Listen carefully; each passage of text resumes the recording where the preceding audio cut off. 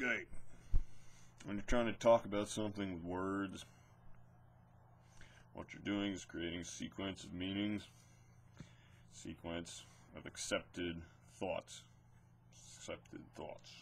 These are, through habituation, have been accepted as to meanings or thoughts, habituated thoughts. For instance, you say, I build a house. The first word in that sentence is I, and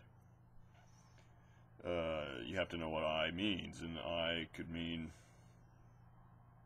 ego, self, it could mean my body, it could mean God, it could mean all kinds of different things, really.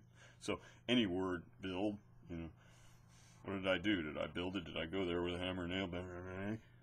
Did I hire a crew and build it? Very simple.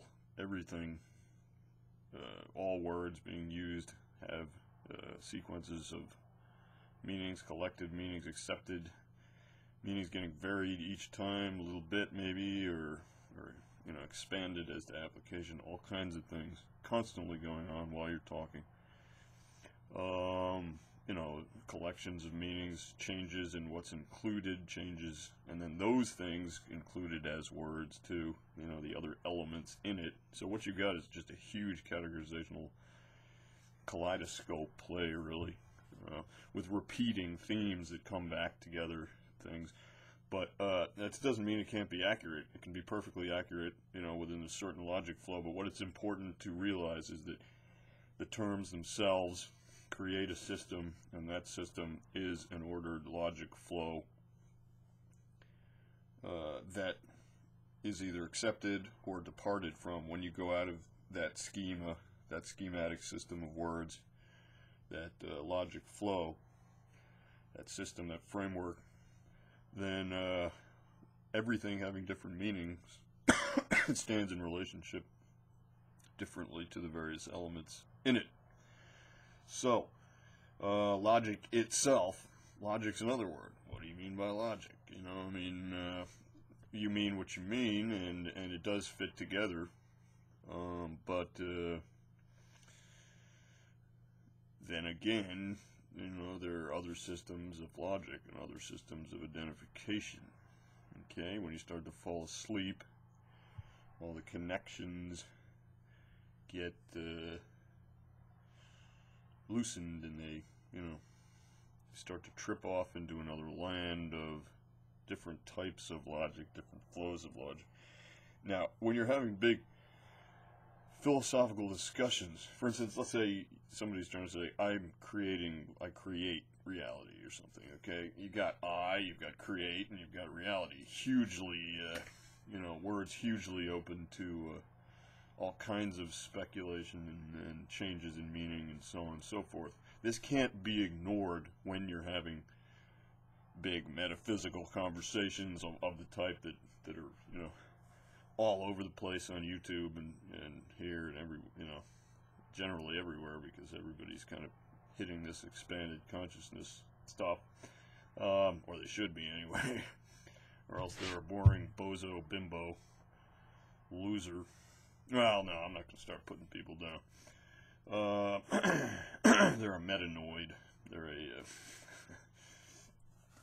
a go to work,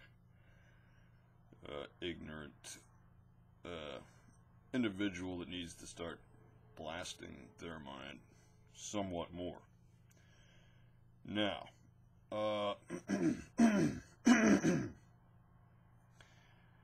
it's important when always having these conversations to always have that awareness, because otherwise you're going to get trapped in these absurdly sequential systems where you think that agreed upon meanings of the sounds we're making are the things themselves, or the thoughts, that the thoughts themselves aren't as kaleidoscopic as they are, and they aren't as relative as they are. So, it's a multidimensional universe. We get our meanings well enough, but if they're open-ended, then you can use them. I mean, it's like trying to say, like, I don't know what it's like. It's like trying to sail a boat and, you know, only being able to go certain directions, or, you know, I mean, only being able to go from point A to point B, not realizing there's a whole ocean out there. But, you know, there's no reason to, you know, freak out with it. There's no reason to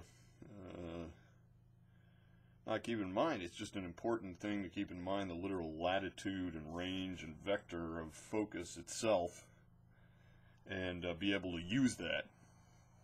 So, that's really all I have to say. You know, there's some very important concepts like I, you know, a lot of pronouns, you know, I, or you, or it, you know, that that have so many possible inclusions or exclusions that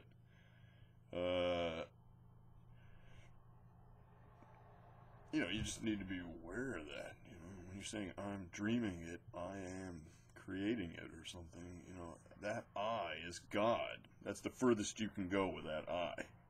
That's the furthest you can go.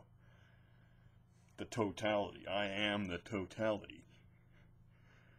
Okay? Or you can just be I, just me, you know, physical body, whatever, individuated personality, ego, whatever you want to call it. You know, or I could be my neighborhood. I could be my country, you know. I could be the planet, humanity on this planet.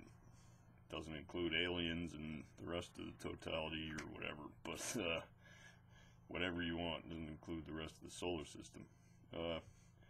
But it could include the solar system. See what I mean?